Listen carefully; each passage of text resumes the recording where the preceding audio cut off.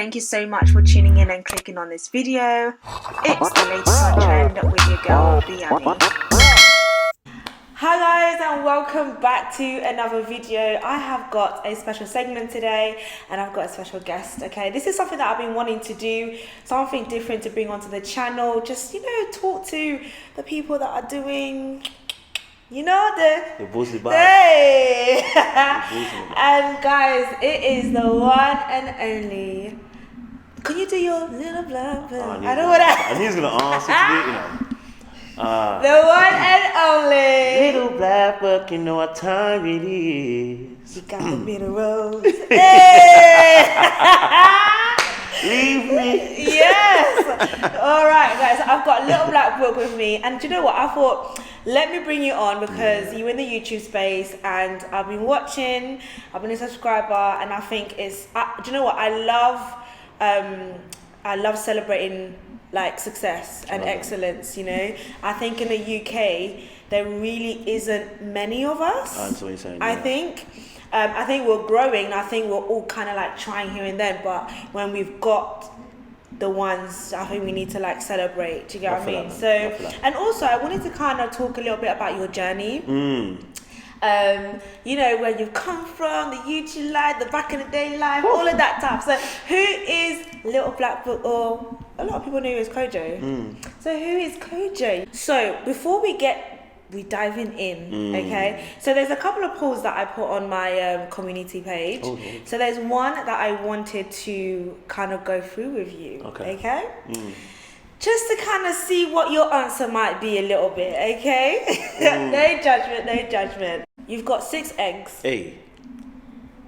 You broke 3. Oh my gosh. You fried 2. You ate 2. How many do you have left? Wait, hold on, let me say 4. that again. Hold on, wait. Why are you doing it so quick, like? Because, you have 6 eggs, you cracked 3, but you only ate 2, which means there's 1 left over that's cracked, but you got the 3 that's left over. Alright, he said 4. Don't know, listen, mathematician and that, you ain't gonna get me with that, come on. Why did you just like It's 4? about comprehension. Oh my gosh. I gotta be in English, comprehension. Alright, okay, so that would have been your answer. Okay, cool. Ooh, alright, okay, cool. Well, thank you for your little opinion on that, I know you always got something good to say. Really know. Right, so let's talk a little bit about you.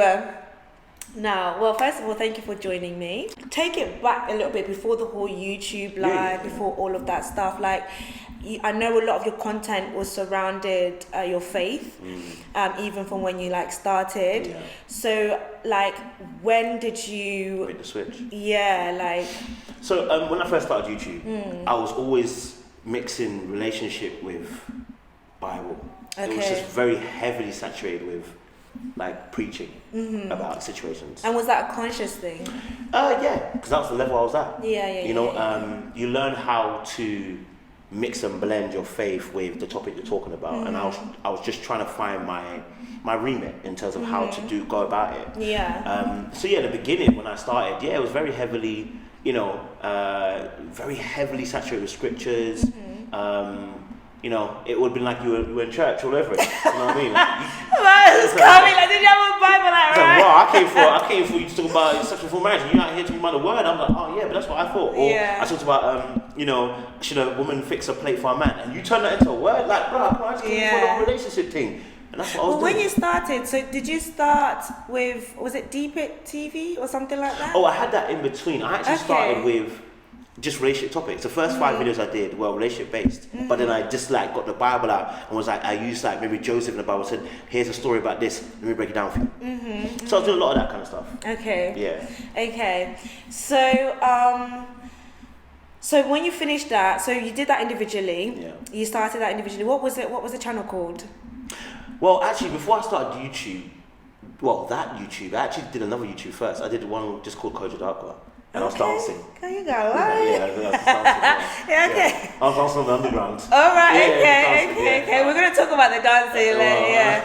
Okay. So you started with just the dancing. Yeah. And then you went into relationship kind of talk with God and stuff. And then I guess during that process of me starting Little Black Book, while I was doing that YouTube, I actually was doing actual preaching, sermons, breaking down the word, doing Bible studies on there, and that's what people know me for. Okay. Like in the UK. Okay. Because that's what I was doing a lot. Yeah. So a lot of people thought I changed my content. I didn't. I just evolved. I evolved, and I mean that was smart, what, like 2013 or before that? No, it was even later than that. I think it was 2015 when I Okay. started. Yeah, it's 2015 when I started that YouTube. Okay. Yeah, August Okay. 2015. Okay, cool. I mean, I think it makes sense, isn't it? It's like whatever your heart is, that's what that's you're gonna show. So if you're heavily like in your faith and in the Bible, you can't run from that. Like everything is gonna come from that. Okay, so and then you transition into Little Black Book.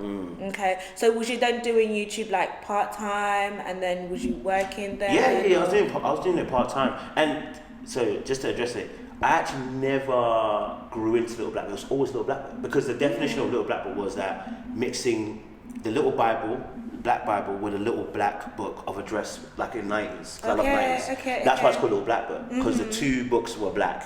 So that's how I kind of saw it. So for me, I mean, you know, when I finally came into what you see now, that was a conscious decision to focus on relationships, but then also to be more clever with my faith in terms of how do I weave it in. So How you don't can even it be always notice relatable? it. You know what I'm saying? But you're gonna get it, but you ain't gonna notice it. It just comes up and creeps up on you. That's what I wanted to do. You know what I'm saying? So what was your faith like? Like what was your Christian walk like then?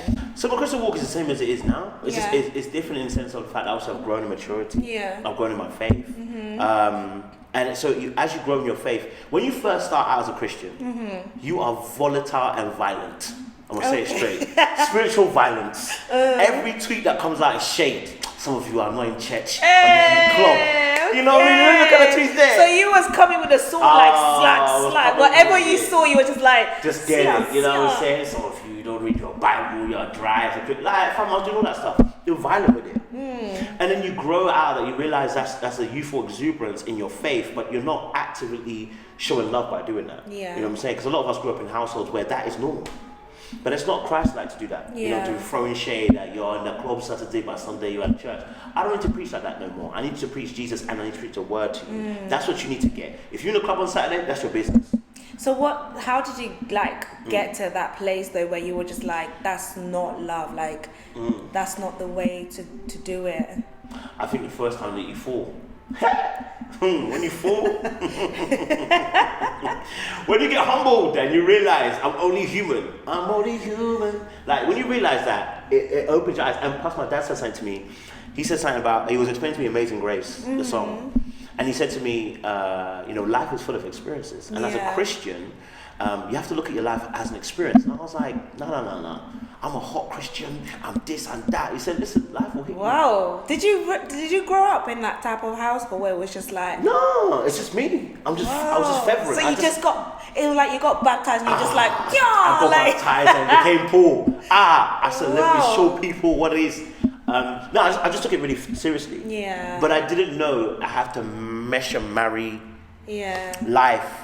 You have to live life. Jesus, the Bible even talks about Luke 2:52. I think it's Luke 2:52. Where it says, "Christ grew in stature and in wisdom.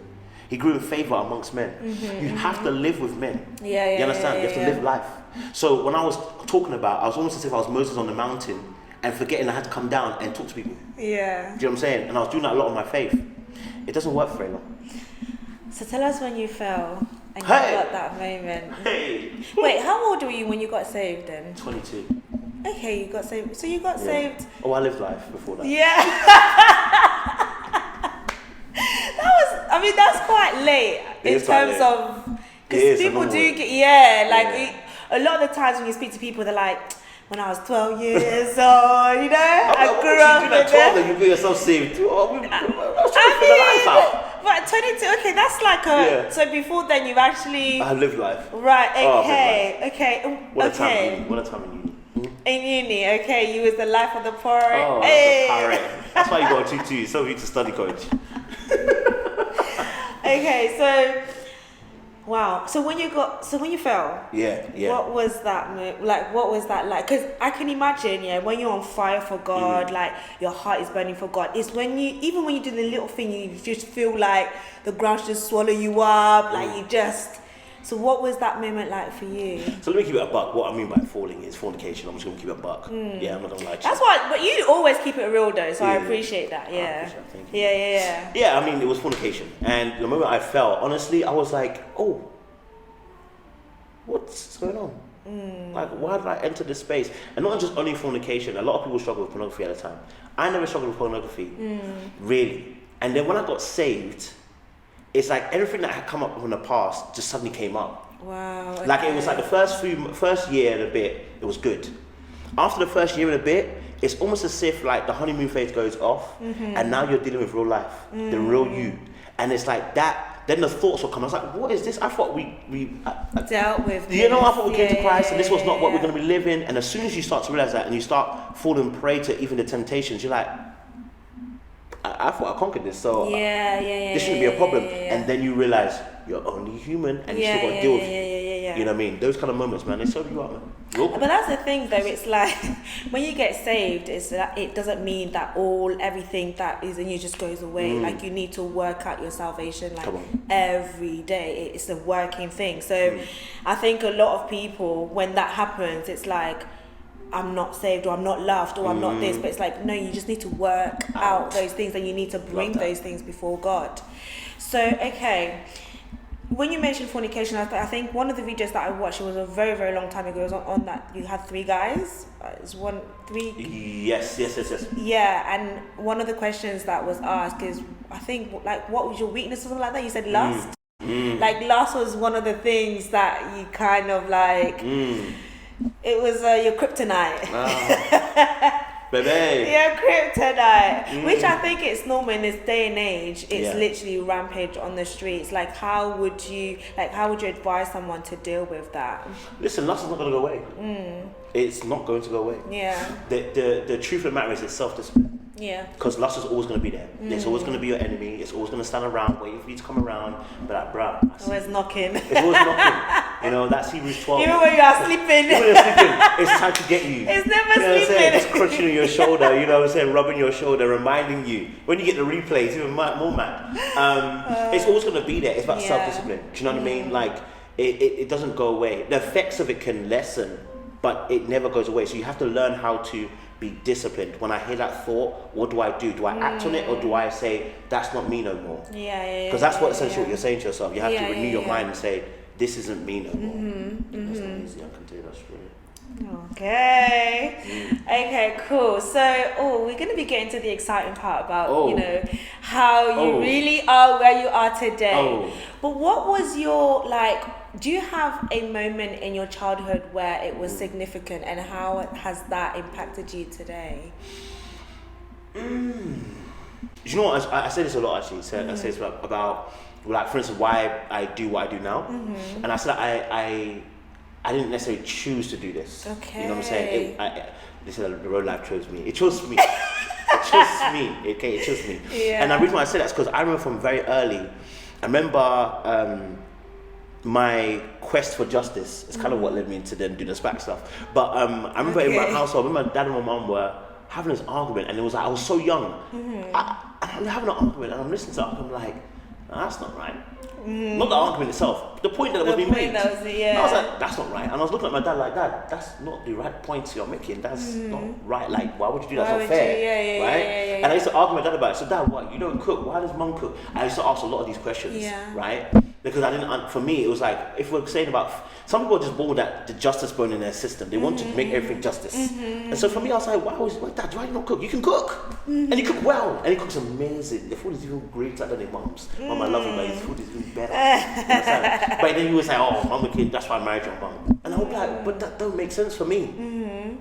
So a lot of times when I'm young, I experienced certain things, and they shaped me because I realized those thoughts. Why was I having those thoughts at such a young age? Do you know what I mean? Like it was already in you. It's already in me. So that's why I can't boast about what I do now. I can't say, oh guys, yeah, you know, you did this, you did this. Yeah. I'll be honest with you, I was called to do this. Yeah. You know what I mean? So if you're called to do something, you don't boast it. And this is what again links me back to my faith journey, because I believe that God called me. So it's like, I can't boast in that either. I can't revel in my salvation, because it's God who did this. It's Christ who did this. So everything I look at in my life, I look at as you, God, you're leading the way, and I can't boast about this. I can't be arrogant about this. But that was one of my earliest thoughts that, you know, kind of shaped me. And then listening to my dad. Okay, so this is another one. My dad used to give a lot of advice to people. A lot of relationship advice. That guy, yeah. On the phone, giving advice. Wow, okay. And then I started copying. By the time I was 14, I was also doing the same. Oh, wow. Did you have a close relationship with your dad? Yeah. Because we've always been together, like, do you know what I mean? But yeah, definitely my dad. It's actually a close relationship. See, I don't like saying that, because that's not necessarily the truth all the way through. Okay. We have a good relationship, but there were things that were missing for me. Okay. Like the emotional aspect. African parents, I know they struggle. They've had hardship in life. It's not easy for them. Yeah. I don't want to gloss up. Sometimes people gloss things up. No. There was an emotional disconnect. That was a gap between him. Everything else was fine, but that aspect, because he never had a dad. Yeah. So he doesn't know how. He was learning too, and I missed out on that. So it's my job now to kind of make sure my child doesn't. I don't have a child yet, but you know what I'm saying? You know, they always say, don't call me. Not that I know. Not that I know. Now you see me on the screen, don't call me. Oh, wow. Okay. Do you know what? That's amazing. One thing that you said, I think that's really good though, is I think a lot of people can probably relate to the idea of when they were young, they were bubbly, they were the life of the party, and then something happened along the line where they just kind of closed out and just kind of changed, I suppose. But I think, but I see, like, with what you were saying, it's almost like that didn't happen to you. Like, you managed to still keep that vibrance and still keep that, the wholeness of who you've always been. How did you manage to do that? Because I think a lot of people, through life trauma, things that's happened to them, they become like really introverted, really closed off. You know what it is? It's spiritual, it's practical and spiritual. My dad called me Kojo Darko, but the middle name is Kojo it's Bonsu. And when you talk about the history behind it, he said, listen, all the Bonsus, all the Kojo Bonsus, they are rich. They have money. You understand? Yeah? And so I look at myself and I look at there's 4 of us, right, in the family, so kids. 2 of them I can see they're introverted more than others. And I see 2 of us are a bit more extroverted. And I think that's just naturally our nature. Certain things, when they hit me, it doesn't affect me in the exact same way as someone else would. Okay. Like, there's actually, even when we talk about physiology and talk about the biology of the mind, like what controls emotions, for instance, the amygdala, and what talks about your neocortex, which is to do with your thinking and processing, those things affect how someone will react to certain situations before you even think about actual experiences. And I think for me, just naturally, like a lot of people in this life, we see things more positively. So if something's happened to me, I'm looking at, okay, it happened to me, but how, okay, can I repeat that, or can I not repeat that? What can I do to kind of change that? That's my first thought, is how can you influence it? I'm not going to say I've not been affected by having less emotional input from my father. Of course it affects me. It affected, if I look back on relationships, it affected me big time. Did you feel like in some relationships you were emotionally unavailable? I was emotionally unavailable. Because there's a lot of emotionally unavailable men out here in the streets, and you are one of them, you just said. I mean, I was available, but just at certain times. What does it look like for in a man's brain to be emotionally unavailable? Like, how does that process? What's the process like? So I think at the time when I thought I was being emotionally available. Okay. When I look back on it, I wasn't being emotionally available because fear was conducting my movement. Yeah. So to protect myself, like for instance, if I'm dealing with a woman, I might get close, but I don't want to get too close where I'm vulnerable. So I will say, I don't need you. Okay. I don't need you. Like if you're gonna leave one day, it's up to you. But I don't need you. And you think what you're really saying is, at the end of the day, I'm just trying to make sure that people know that I'm solid. Whether you leave or you go, I'm solid. When you stay or you go. But actually, what you're doing is creating separation between yourself and the person. So if they do go, you're like, I was cool with it. I mean, but meanwhile, you never committed because to love is also to risk. Yeah. You know what I'm saying? There's no love without that risk. So when you start trying to mitigate the risk in terms of now trying to create that distance with a person, you're now being emotionally unavailable. That's how it looks for a lot of us men. It's interesting talking about emotionally unavailable men, because I think it's interesting that men only realize that once they've kind of left the relationship. Do you think that men get to that stage when they've been really hurt by something that they really, really loved? Because I feel like sometimes guys, when they get hurt, like they really, really get hurt, and it's really hard for them to connect. And it's always that one person that they're just like, nah, that person that they really, really loved, and they just can't seem to come out of that.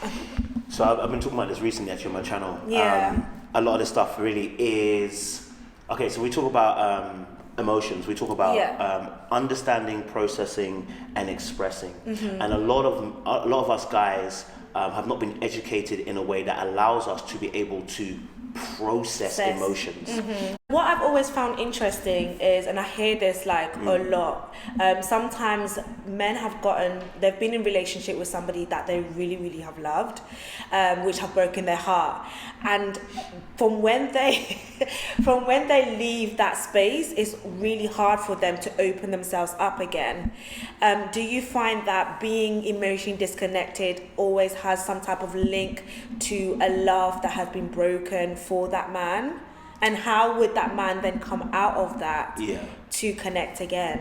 Yeah, I mean, a lot of guys have been hurt. But I think the truth of the matter is, a lot of people also are emotionally devoid. A lot of us men are emotionally devoid. We are have our own attachment issues. And when we first encounter a woman, we might have been fantasizing about what love is, and then when that girl maybe, let's say, breaks your heart, for instance, or whatever, right, that confirms what the cold world says, which is, you know what, don't trust these women. They're gonna break you. They don't respect man. You're gonna, all the myths that you've heard through, you know, growing up and stuff, a lot of men have heard these things, right, start to play its role. But more times what you'll realize is a man who can't understand, process, and express his emotions very well, that's because your family home, it doesn't allow that. Do you know what I'm saying? You always have to go to the foundation. You have to go to the foundation. It's not that girl that broke your heart. She's part of the process, but she's not why you're like that.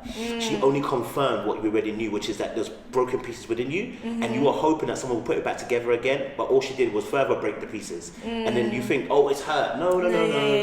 Go back further. You'll find out it's actually your parents. Unfortunately, the environment they had, you didn't get what you needed from there. So you didn't grow up in a solid attachment. Most of us have a very anxious, avoidant, or the other two, particular attachments. So you meet someone and then it just confirms the bias that you have. Talk a little bit about the anger that you mentioned earlier. A lot of men, they really know how to translate that emotional anger. Aside from like all the other emotions, what is it about that is a trigger for men to really exercise that in its fullness? I think several things happen. Testosterone is one of those things which it builds ego, pride. I mean, and I mentioned testosterone on purpose because it links what we're talking about to aggression, and then you add anger, which is oftentimes it's almost an invulnerable emotion. It's not, but it can be, the action of anger becomes invulnerable. And so what a lot of men do is, instead of dealing with the other emotions, we're going to get angry because that won't be vulnerable. I don't want to expose myself and be vulnerable to you, so I'm going to get angry. I'm going to let you know that you can't do what you just did to me. You know what I'm saying? And often that's where a lot of men struggle because they don't deal with the other emotions. In fact, they don't know the other emotions. A lot of times, fear is covered up with anger. 100%. So a lot of us men are struggling, and because we don't have the language or necessarily process emotions very, very well, we will go to anger, which we understand very easily. It's very clear to do. Doesn't take much to do. And it sends out a message straight away. If I get angry, I get vexed. and it means, obviously I've set levels. I've not been you can't disrespect me like that. But really, all it doesn't actually make you deal with you. No. Yeah. 100%. And would you say that when a guy gets angry, because he doesn't have any attachment, so it's almost like at that moment that I'm angry, you could either leave or stay, and even if that person left, they wouldn't feel it because they're so guarded. Now, if the woman stays, does that then send signal to that man's brain that, hey, I'm gonna stay, or I'm going to, it communicates to in a spot where they possibly didn't want to reveal or share. I don't know if you understand what I'm trying to say. So I think for any man and any woman, there are two things going on, which is women also too buy into a fantasy, and both parties' naivety to what a healthy relationship looks like is costly. And so for us as men, you're right. If a man is emotionally avoid, or even let's say he's an angry man, you don't want to be around that man. I don't care, because all that happens is you become a doctor and a nurse emotionally for that person, trying to soothe the anger. You will die an early death. You know what I'm saying? Because you just can't soothe it. You are not going to solve his issue. He has to solve it within himself. But a lot of times what happens is women's caring nature, the nurturing side of you, comes through to say, oh, I can help him, or I can save him, or you start to become an enabler, because you're like, when I tell him to keep calm, he keeps calm. And it feels powerful to you in that moment. But what you don't realize is you can't hold the dog on a leash for very long. He gonna break out. So a lot of men, if they start acting up, they're looking to see, are you going to do something? Because they're going to test them boundaries. And I think that's dangerous, because that's when, in a sense, that's when manipulation can creep in, because you're kind of watching like, okay, that's what her reaction is going to be, so I can do that again and again and again. And like you said, we're naturally natural nurturers, so we want to stay and be like, I'm the one who he's changed for, when really and truly, no, he won't. It's the same way. And I think it's because a lot of us guys, especially, I can talk about guys, or ladies can talk about themselves, but for us guys, we're not conscious, and I think that's really important. We are aware that the behavior is bad, we're not conscious. And education is so important, because when you're able to put language to something, you're able to, if I said to you that what you did there is abusive, you're going to be like, wait, no, that's not. But when I start sitting down and talking to you about it, you start to become conscious, like, oh, okay, if I say gaslighting, everyone now's like gaslighting. But break it down to me. Before gaslighting was there, what was you thinking it was? Yeah, it's true. You know what I'm saying? Like narcissistic. You know what I'm saying? Abuse! Like, my ex-man was this and that. It's so much. But it's because people have been given a language to define a behavior. When you do that, people become conscious.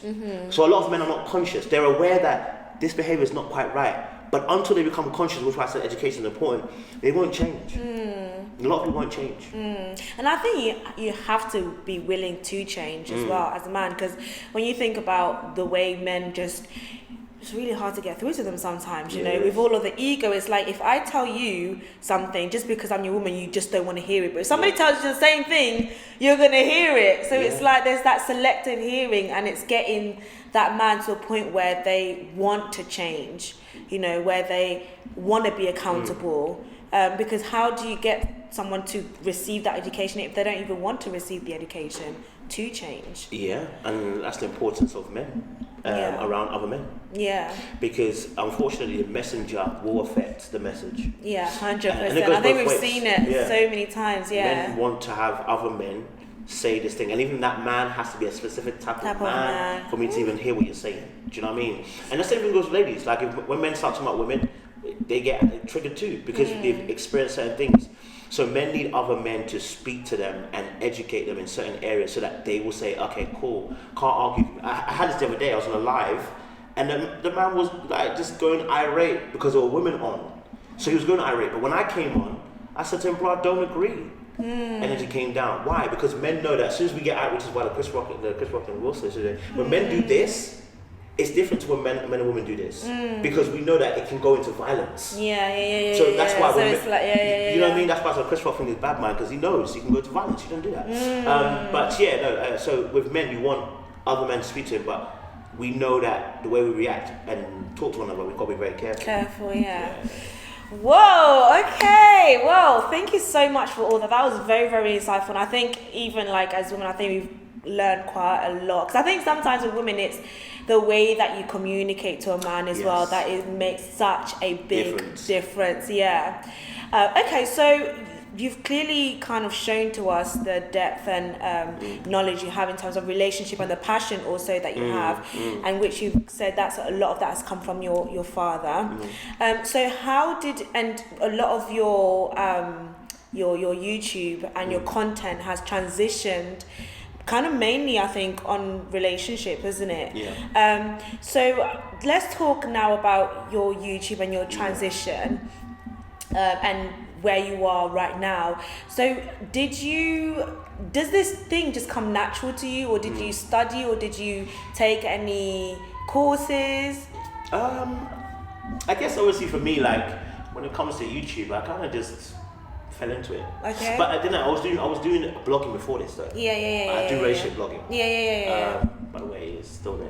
Is that on a separate channel? Or no, that was an actual blog. It wasn't even YouTube, it was an actual blog. Blog. Okay. I called it Gentleman Extraordinaire at the time. Yeah, I used to love it, man. But yeah, so I was always writing up my thoughts. And then I guess for YouTube, you know, for me, it's about being in front of the camera. Like, that's why sometimes I'm even looking at you, I'm saying, do I look at the camera? Because I'm used to being in front of the camera and looking at the camera. But no, for YouTube, it came naturally. It's like acting. You know what I mean? It's like, once the camera's on, it's like I'm in acting mode. I'm like, alright, cool. How do we do this then? So it's like, lights, camera, let's go. Are we ready? I'm ready for it, you know? So that part comes naturally, and again, because that's part of, and a bit more extrovert, I love that kind of buzz and buzz, you know what I'm saying? Yeah. So for me, YouTube was kind of a natural thing. It's like, what, camera? And talk about relationships. Bruv, let's go. Yeah. As soon as I can get a good camera, I had to get a phone and get a good camera. But yeah, as soon as I let's go. Not waste no time. Yeah. It was not a difficult choice to make. Okay. So then a few shows came on. Yeah. And you was doing reactions, reviews to that, which you predominantly are doing now. Yeah. And some commentaries and things like that. So how did you get into that then? I know it's still relationships surrounding, but to kind of be specific, to focus on, right, these shows, you're going to review them, you're going to do reactions to them, because you're interviewing these people now. Oh, by the grace, to be honest, it came after a day where I stood in my living room after 3 years doing YouTube. I said, God, this is not working. I'm looking at the YouTube, and when you stand there and you look in the mirror, you say, what am I doing this for? Hours upon hours editing, and I'm only seeing a couple hundred subscribers. I'm seeing maybe 1 or 2,000. That's it. People are going past me who are younger than me. They've been doing it for shorter than me. They're going past me, and I'm still here. It's embarrassing. And I need to change where I'm diverting all my energy into this then maybe. I had a serious conversation with God about it, and I said, big man, when I started YouTube, I told you I would last the course. But right now what I'm seeing doesn't look like something is really moving. Yeah. And so I had a serious conversation. I remember standing in the mirror, looking at the mirror, going, Lord, it's not working. Looking at the mirror like, this is not working. Like, yo, Lord, like, I'm ready to quit. What about it wasn't working?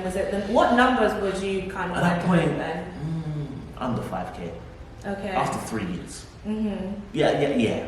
And I think once you, and I know people say you should compare. Yes, you don't want to compare until you start seeing people who have been doing YouTube for 3 months with 30,000, 40,000, and you're like, bro, I thought I've got something to offer here. What's going on? Do you know what I mean? I'm gonna be real though. Like, I do feel like in the YouTube space, like when you're black, it's even harder. That's true. Because you can find like someone who is not black and they're just privileged somehow, and then literally not even bringing out the proper good content, and they're just going for it. And also some people that come on the YouTube space have already had a following. That's the thing, yeah, which I think a lot of people don't talk about, or they don't realize and they don't talk about it because they're like, I just started YouTube like 2 months ago, I'm on 5K, and they don't say the other part that they've had a massive following on Instagram or massive following on Twitter, which they've brought on, and it makes us look like I had no following. So that's not what I mean. Do you get me? So it makes you look like, like what are they doing that I've not done? Yeah, to be honest as well, like I remember when I first started even doing YouTube, I was tagging people. Oh yeah, I tag people. I said mercilessly, with any shame. I'm gonna tag you. If you follow me on Twitter, I'm gonna tag you. 200, 300 people, I'm gonna tag you all. You're gonna, even if only 5 people watch it, fantastic. No. That's how I thought about it. But after 3 years, you can't do that. You're tired. Yeah. You're a nuisance to people's side when you keep tagging them. Yeah. You ever been in the post when someone tags you? Yeah. What's that got to do with me? Why are you tagging me in this video? It's not even that great. Like, it's not even, Yeah, you know? yeah. So after a while, you stop doing that. So yeah, for me, it's just. So you was working with like around 5k or under there? It was definitely like under 5k. Under 5k. Yeah. So 3 years in, you was doing your usual content, still talking about the kind of same thing that you're passionate about. Yeah. And then you had that conversation with God, and it was just like, and you was because I know you worked in banking as well. So you was doing that. You was doing YouTube on the side, and then you got to this place. You were just like, right, God, I'm either it's gonna increase or I'm just gonna end it here. And you have to think as well. I never did really a video that went over 5k. I had all my videos were like maybe less than a k in views. It's disheartening.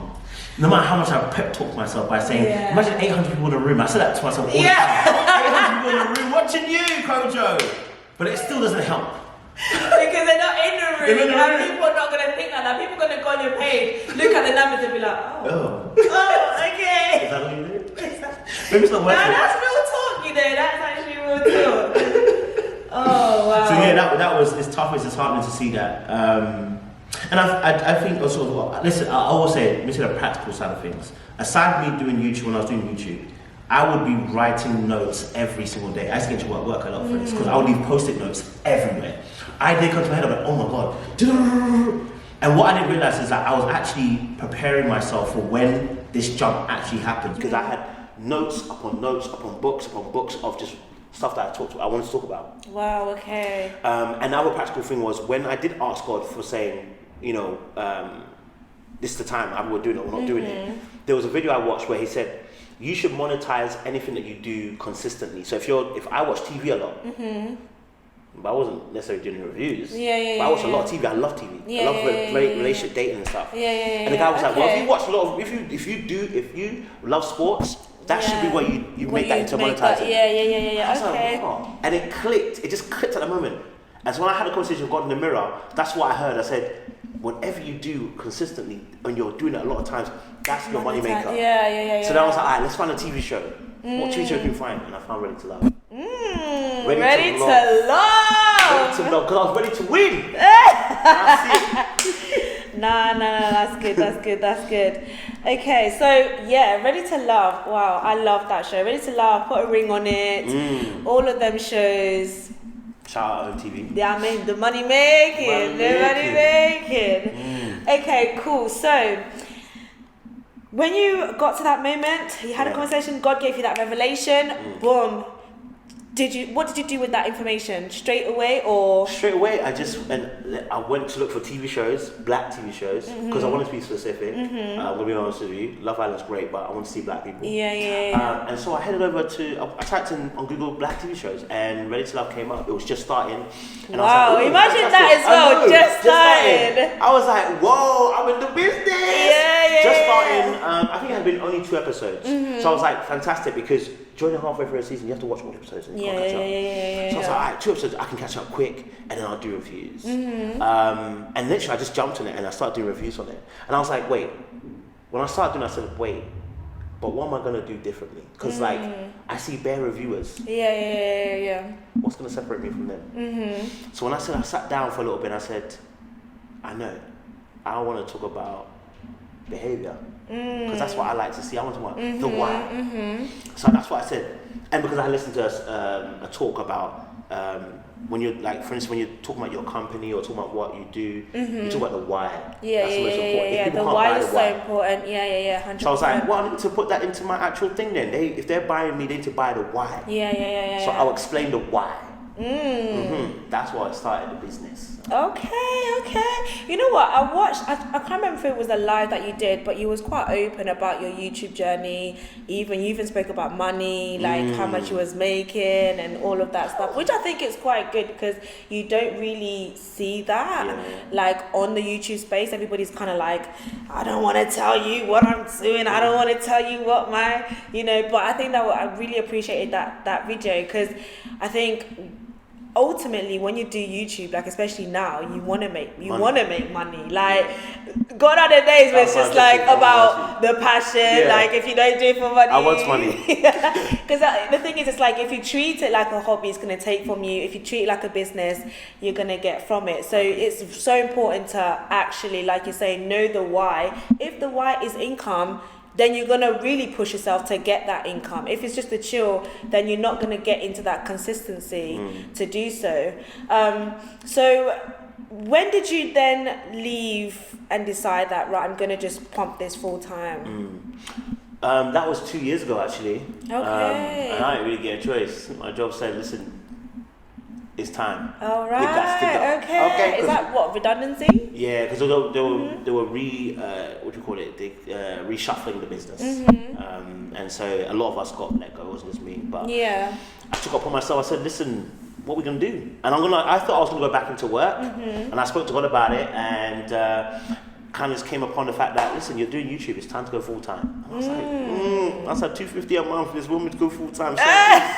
We have not seen anything to come and pay bills. $250 was I pay my bills. It's not yeah. One of them was. I was like, big man, listen, let's find a job. Let's find a stable 9 to 5 and let's get paid. And we'll do this on the side. But lo and behold, when I spoke to God about it and I prayed and I used Gideon in the Bible as an example as well, I had to make sure. I said, God, did you say it's YouTube? Because let me turn the fleece over and make sure it's a YouTube.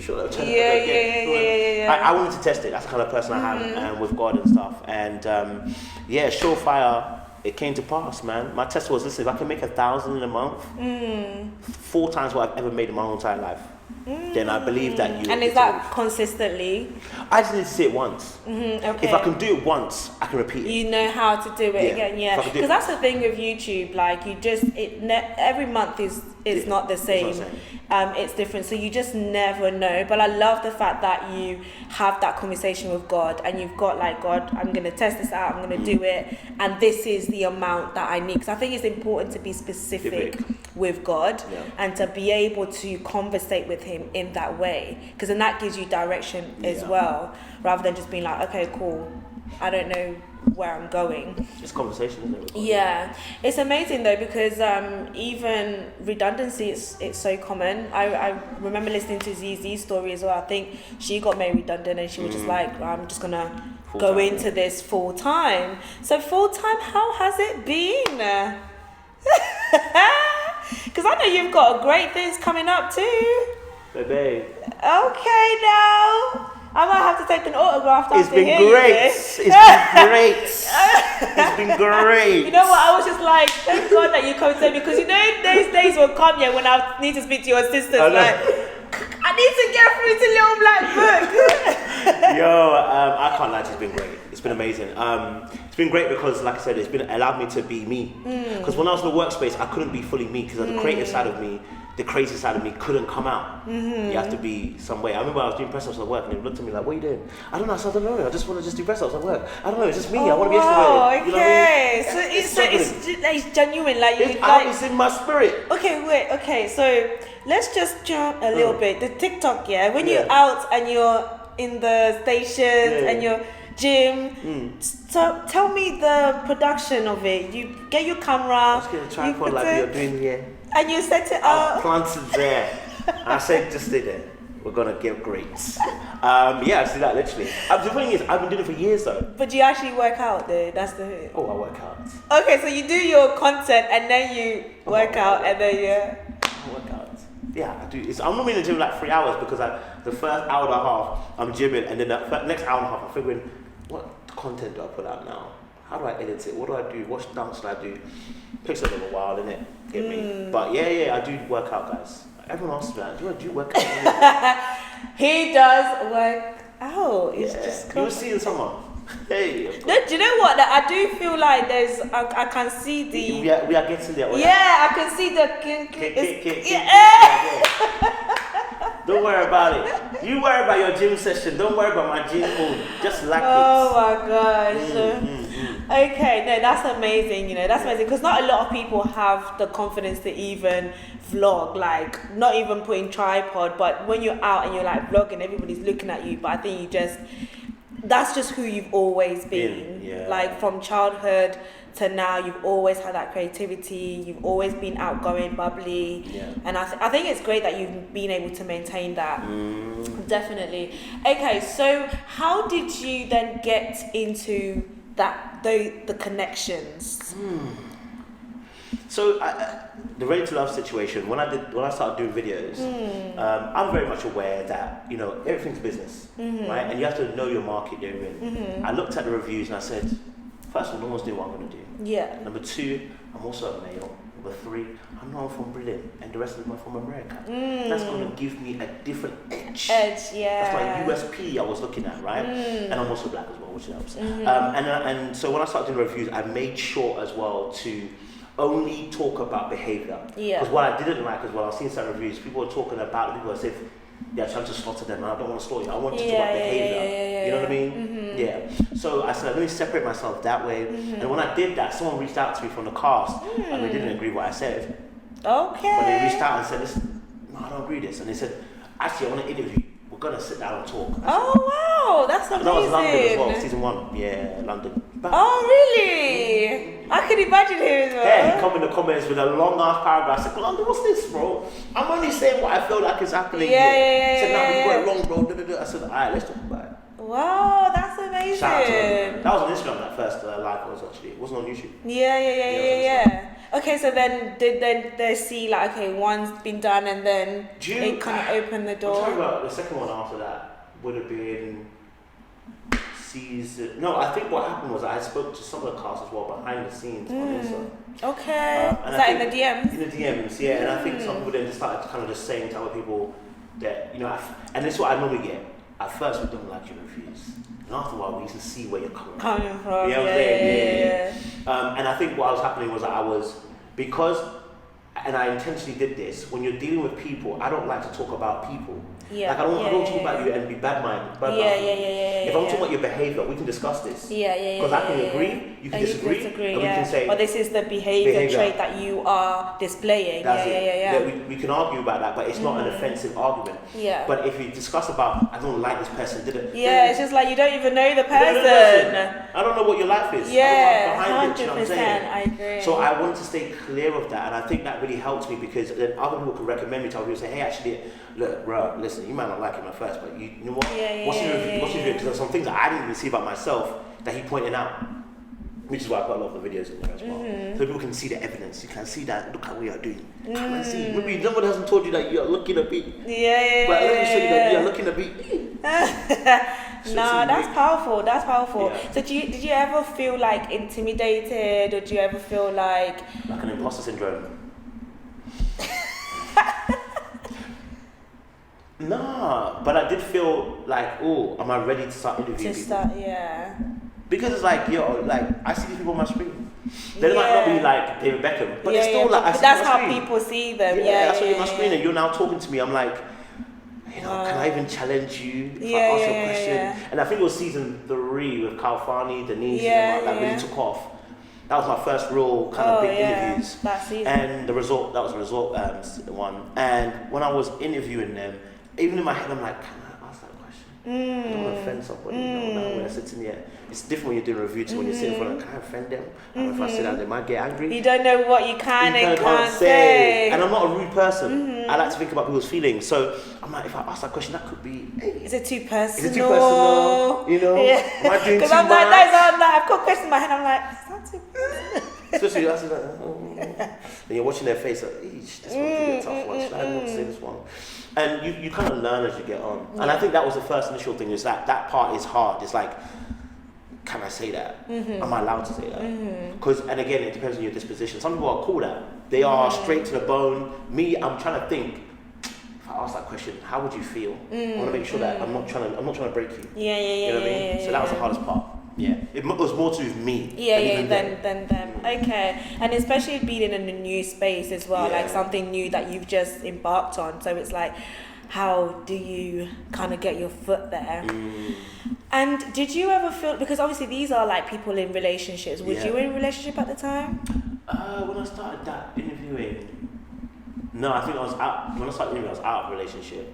Okay. Yeah. Towards the end, I was in a relationship. 2009, 2020. And by 2021 again, I was single again.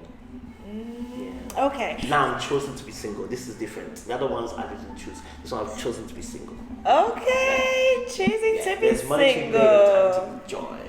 All right. Okay. So how did you feel then? You're single. You're younger than them, I presume, and then you're sitting down with couples who are older than you. They're in relationships.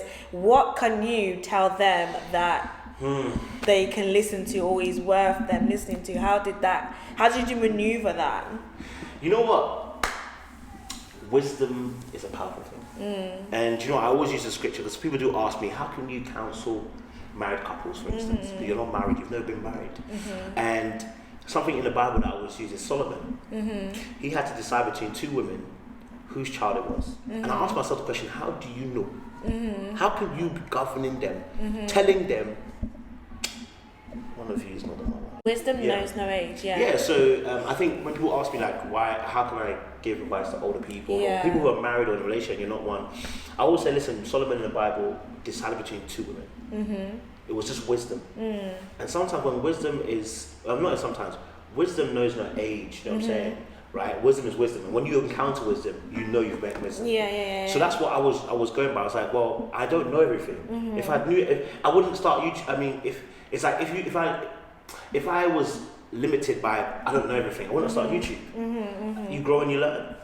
For experiences you read and you study and you learn from other people. And so for me, wisdom is what was leading me.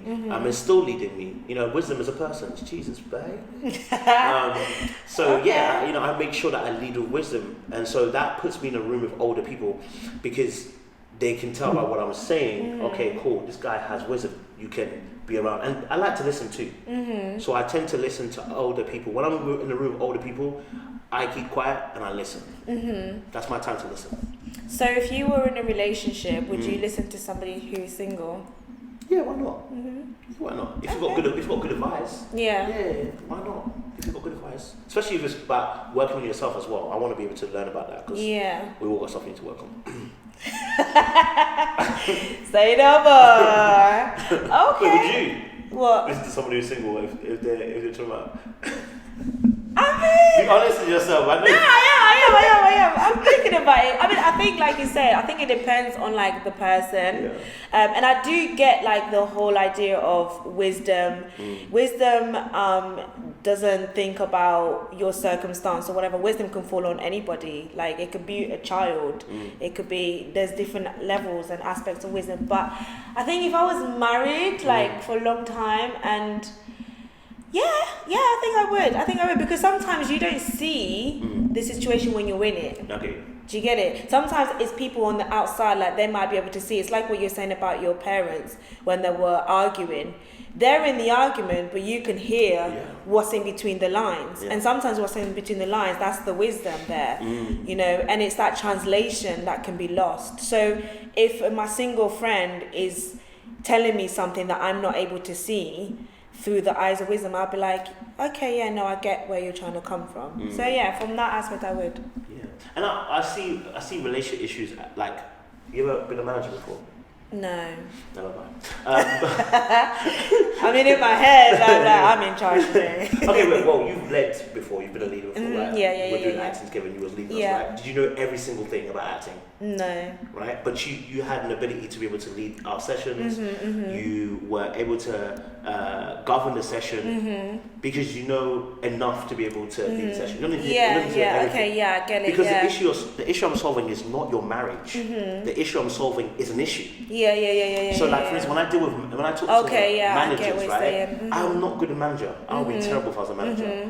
But I've met managers, I'm like, you don't even know everything. So how would you know how to manage? And it's like, no, because I know how to manage people. That's what I need to know. I don't need to know everything about your job. He doesn't know everything about my job. He doesn't know every single thing I do as a job. But he knows how to manage people. And so for me, I look at relationship issues as, what issue have you got? Let's solve the issue. I can't solve your marriage. I can only solve your issue. The issue, it's true. Or vice versa. Some managers have like actually no people skills. Not at all.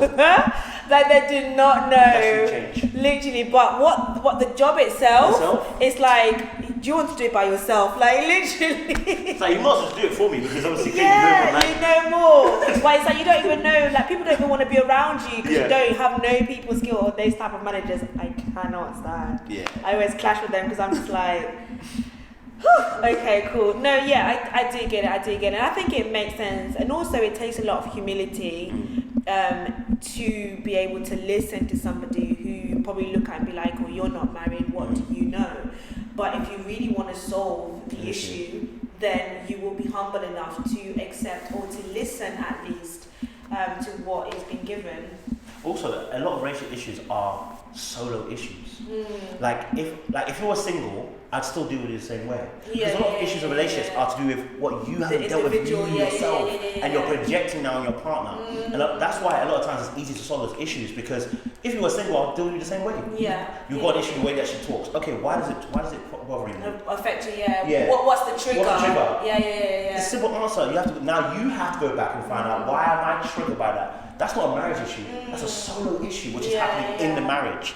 So that's why people sometimes will see it. But I see it as, no, I'm not solving your marriage. You have to solve your marriage. But there are solo issues oftentimes what come into play as to why you're dealing with somebody that way. It's people management in a sense. Just from a relationship standpoint. And you know what's quite interesting though? A lot of the times when there's conflict, we always look at it's that person, it's what they do, what they're doing, but we never look at what we're doing. It's like what you're saying, it's the solo issue. It's like, no, if you focus on you, then you wouldn't you really wouldn't put that on the other person. Like, because if you fix you, then they fix themselves. Ultimately, you'll know how to fix the issue. It's not every day like it's what you're doing. And sometimes we focus so much on trying to show that person they're wrong, and that's when it just even escalates and and it's like, it's not going anywhere. But no, that is true. That's a good point. All right. Okay. Cool. So, Ready to Love, put a ring on it. They're all kind of similar shows. So you've done really well in interviewing each individual. Do you keep in contact with them? Yeah, I do, man. You know, some more than others. We have really good relationships and stuff, and it's fun, man. That's a massive open door. Like it is, and you know what? I treat those relationships almost like when I say the same principles of counseling, right? Whatever we talk about, if we are having a conversation, this never leaves and goes someone else. And I do that because being in an industry where, of course, people are going to have issues with other people. If now you hear me, information you said to me now come into somebody else, that's ruining my good name.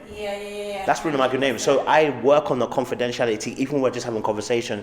So if we say something between me and you, it never goes to the other person. Whether I like them, whether I dislike them, it doesn't make a difference. Because at the end of the day, I'm in the middle of it. It's so important, especially because you're in completely different countries. So you can imagine it's like, and having such a big platform. I hate being messy as well. It's not cute. No, 100%. So is America going to be seeing you? They keep asking me. But I love the UK shorts, okay? I might go visit, but you ain't gonna get me there to stay. I mean, I don't know what God will say, but I don't want to be there, to be honest. I like UK. And it's quite nice to have the UK flavour on the show, though. Exactly. Flavoursome. Okay. Well, your YouTube, I remember I used to see your Twitter every time you'd be like, we've hit this goal, we've hit this milestone. And it's literally, I think it was very, very encouraging to see. And now you're over 60. Yeah, man. 1,000.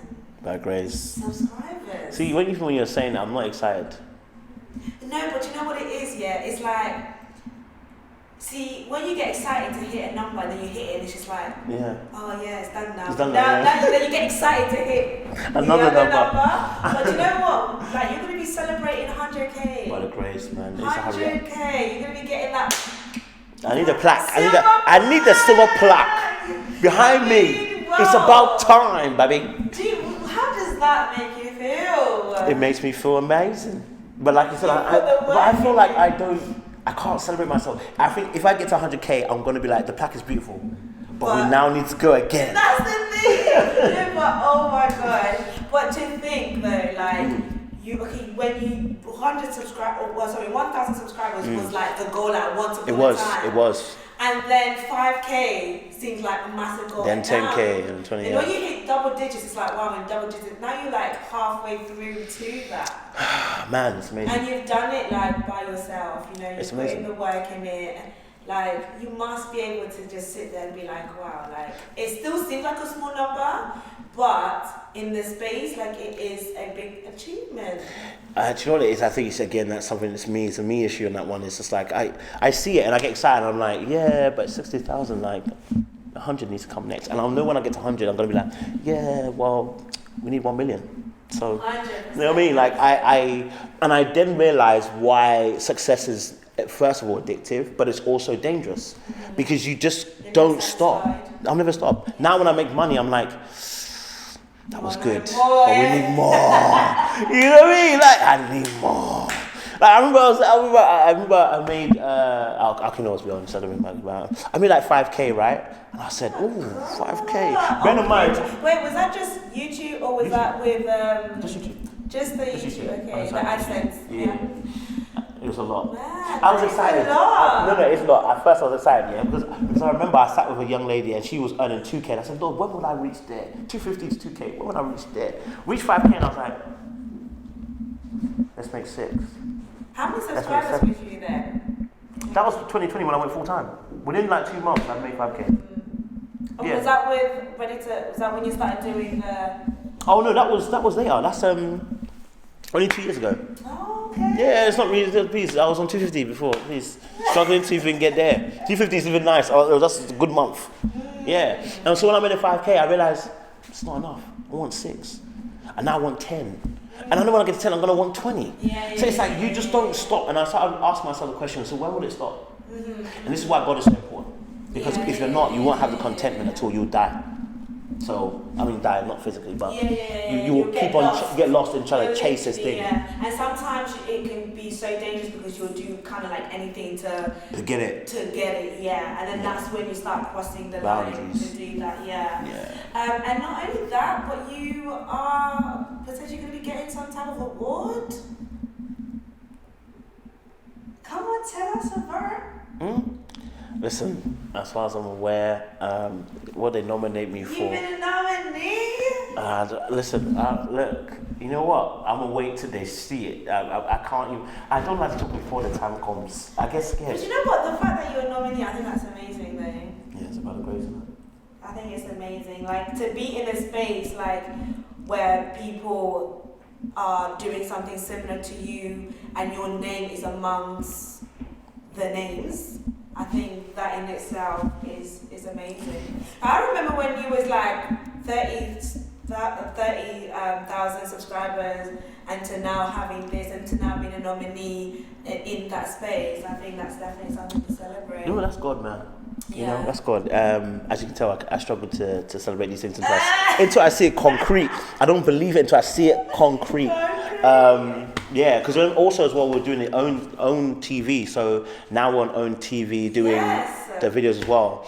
So tell us about that, because I think I saw something like that just on over your there. Instagram. Okay, so tell us about that for those who don't have. I have some people who don't actually do social media. Wow, guys. Yeah, please announcements. Well, guys, Little Black Book obviously has now, been involved with own TV for a little while, but now we're actually doing some content that will be put on that actual channel. Wow. So we're working with Dr. Nicole for Put a Ring on It, and Crystal as well. So we're doing Put a Ring on It season 3. It's crazy. The first episode went out a few days ago. I couldn't watch it though. I don't know if that's because it's American. Sometimes American, sometimes the codec doesn't work in the UK. But I can see it's on, but I can't watch it. But it's there. Oh, OTV! Sorry, does that come with like a check? Yeah? It doesn't come with a check, unfortunately, guys. But I see things as progression. So the fact that I can be on a channel, that's 1 million. That's 1 million subscribers there. So that's powerful, yeah. Because people are definitely gonna be like, yo, who's that? Let me go and check it. Who's a fine boy, no pimple, talking sense? No, that's amazing. From Britain. That's amazing. Little Britain. Man, you know they love it here, you know. They love it here. They love our accents over there. Yeah, what is that? To be fair, I love the American accent too, to be fair. That's how we all feel, isn't it? Yeah, it's like, you know, it is what it is. Now, do you know what? That is amazing. Like, I'm literally like so excited because I love seeing the progress. Like, I love when I'm able to see someone's journey and it's been like hard work. But like you said, it's like you didn't, it called you. It called me. And I love what I do. Yeah. Like, I wake up, what's today? Tuesday? Yeah. I don't even know. You see? Yeah. And, you know, but when I was working 9 to 5, I knew exactly what day it was. It's a Friday, yeah. It's a Friday. The weekend is coming, you know? But now it's like every day is not the same, but every day is different for me. And it's like, I don't know what a weekend is because as far as I'm concerned, I'm working. So, you know, when those days when you used to wake up and you say to yourself, should I call in sick? What excuse should I use today because I don't want to go into work today? Yeah, man. That's not any of my issues now. You know, if you don't work, you don't get paid. But you know what I'm saying. But I don't have that issue anymore because I love what I do. But beforehand, hey, come on, Sunday you start feeling it. By 9 o'clock, you're like, got work on a Monday, man. And you probably have that tool, like you're getting all I need to go to bed. It's like alright. Especially when we start proper early. It was painful, man. You know you're gonna get up at 6, 5. Some of you, it was. Mad. So do you have like a schedule then, or how do you keep on top of it? Because I know you do a lot of lives, and over there in America, the time difference. 5-6 hours. Late. Sometimes I look at my phone, I'm like, I'm not ready to go to bed. Listen, baby. But you're putting in the work.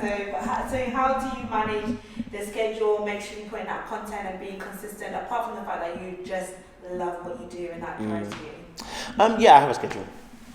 So like Tuesdays are live for relationships, Thursdays are married at first sight, Saturdays ready to love, Sundays now going to be put a ring on it when I come back from South Africa.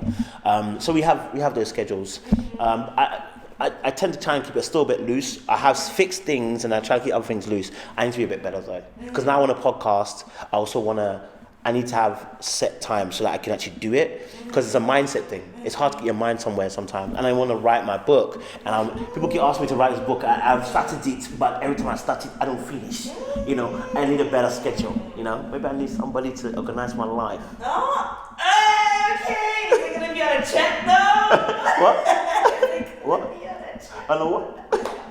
A paycheck. No, that's amazing. You know what? You've actually come into my final question for you. So, what is it that we see? What is next for Kojo for Little Black Book? I know you mentioned that you're writing. Of course, now you've got the working with the show. Yeah. So, what else are we expecting apart from keeping an eye on that 100K? Yeah. What should we be expecting? So, I mean, for me, I think the book obviously is a massive thing for me, and I hope when I get to complete that, it's more than one, because I want to transition, not necessarily leave YouTube, but I want to transition now into writing. Like, so one of the books I want to write is going to be around relationships, we're talking about situationships, guys, okay? No more for you guys, okay? All right? No more situations for you, okay? No more in this lifetime. And then I actually have stories, which I have half written, but it's a massive series of books that are interconnected. I'm trying to beat Harry Potter, you understand? They won't cancel me like they cancel JK, you understand? Because you can't cancel Jesus, you understand? Yeah.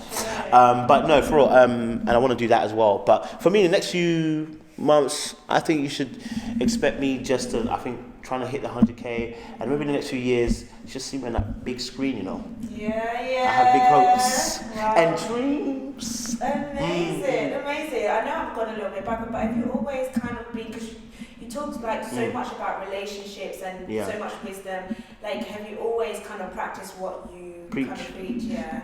Absolutely. Which is why I'm not in a relationship right now. Yeah, so I'm not in a relationship right now because I need to deal with me first. You know what I mean? I realize there's certain things I want to deal with. One of them was finances. Listen, having a 9-to-5 was great for me, but and it paid the bills and it was paying well, but you know, I wanted to earn a certain amount. You know, I feel like I'm a traditional man. I didn't realize how traditional I am. Okay, you know, so I want to take care. So you want to hang? I want to take care of her. You know what I'm saying? This is why Nigerians can come after me. But listen, I want to take care. I want to make sure that you're cooking care of you. So you can be your full feminine self. You understand? I want you to just relax. I don't want you to think about it. Yeah, I want to do it for you. You understand? He's a traditional. You pay the bills. I want to pay the bills. Everything. Yeah. Okay, because I don't mind doing like the cooking and all that stuff. But that's what I'm saying. yeah, okay. It's a partnership. Okay. Yeah. It's very hard to do traditional when your money is not long. In your break, yeah? Yeah, you know what I'm saying? Yeah, it's not easy to do that. It's true. Yeah, you know what? I could actually start a whole conversation about this. Oh, when you do it, bring me back to talk about that one. Literally. That one I preach and I will talk about it and live it. Because you know what? Yeah, I literally feel like a lot of the arguments that happen in relationship when it's concerning finances, it's just because the man is just broke. Like he's bringing that tension and frustration onto the woman, and you don't have these conversations with men who are financially stable. I'll be honest with you, you're absolutely right. I'm not even gonna argue that point. Absolutely right. Please, we don't do. Okay, don't do 50-50. Yeah, let's. I know I used to because I was broke. Wasn't I? You see, because I'm broke. Yeah, look, I can't do anything else. I need your help. I need your help. I mean, listen, and 50-50 depends on what you mean by 50-50 to other people. But, you know, obviously, for instance, if you live in London, you're going to have to go halves. You can't buy a house.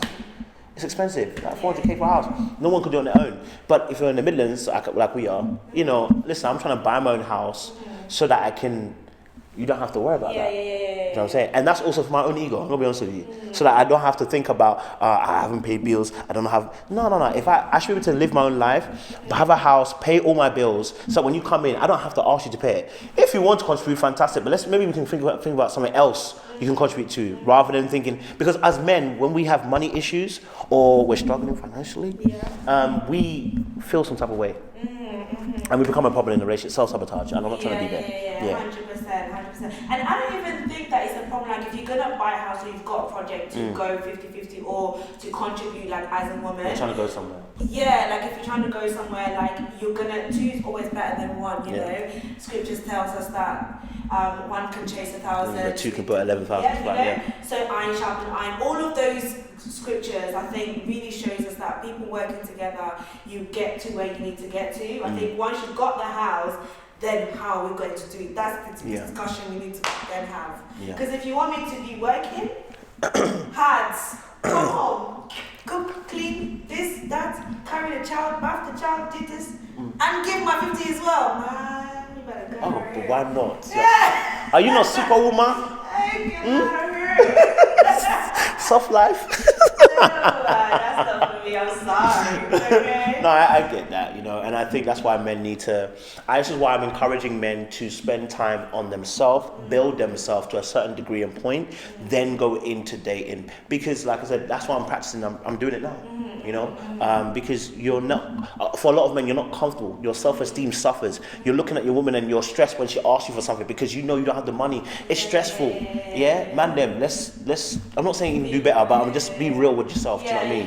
Yeah. So, and some people are using relationship as a buffer. Man, I'm talking to you. Stop using these girls for buffer. Because your life is not going the way you want to go, you've chosen a girl now. That's the real reason. And now you haven't sabotaged that relationship because really and truly, you know you're not doing enough for your own life. Don't be there, bro. Don't be there. I'm hurting somebody's relationship, sorry. Whoa, thank you so much. That was the ending? Yeah. Whoa. And it's like, what he said. Sorry. It's better coming from a bad day because if you do it for me. It was saying, I want to say, like, you be memed up by now, boy. No, but no, do you know what? So much. Thank you so much. It's been amazing. Like, I've had a blast. I'm sure you guys have. And I hope definitely that we can sit down again because I think, we definitely have so much we can say and so much can go out there that can empower people. I think what you're doing is amazing. Congratulations in advance and congratulations for what you have been doing. I think that's great. For me, somebody who's coming up, I always kind of look at what you're doing and just your courage and your consistency, and that's encouraging for me anyway. I think one time I even went and I was just like, Jay, how do you do this? And you gave me the advice actually which helped, and I think thank you for that. Sure, man. But yeah, thank you so much. Guys, that is it. Make sure if you don't follow Coach, I don't even know like where you react. But if you don't, make sure that you follow all his social media because he be sticking yash for for free at the moment. Someone should pay me to shake the ash. But one of your videos is like, you could be hitting mills. Listen. You could be hitting mills. Listen, when I start getting flown out, don't come and say anything to me, okay? To Dubai. Hey, to Dubai. To show a shake on the top of the tower. Don't come and say anything. When I'm shaking it on the yacht, don't come and say anything. You understand? Yeah. Did you know that your Nyash could be taking you places like this? I didn't realize. But when I saw it could take me places, I said, shake it some more, could you? Shake it some more. They want to see Nyash. It's a talent. Shake it for them, let them know. Oh wow, no, amazing. Oh, Well man. guys, thank you so much for tuning in. Make sure that you do hit that subscribe button, your notification bell is on, so that you are notified when I do post. Come on, man. And I will speak to you guys in my next video. Bye. Love. Oh, thank you. No worries, man.